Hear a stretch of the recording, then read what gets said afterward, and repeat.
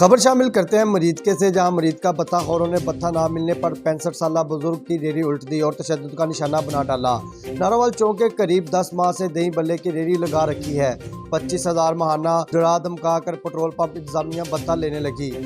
मुरीद के मुलजमान मुसल्ला आए और 65 साल बुजुर्ग की तजलील करते तशद्दुद का निशाना बना डाला।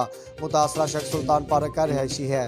सुल्तान महमूद के मुताबिक महंगाई ने कमर तोड़ रखी है। मेहनत मजदूरी करके अपने बच्चों का पेट पाल रहा हूँ। ज़्यादा बत्ता मांगा तो इनकार करने पर मेरी रेहड़ी उल्ट दी।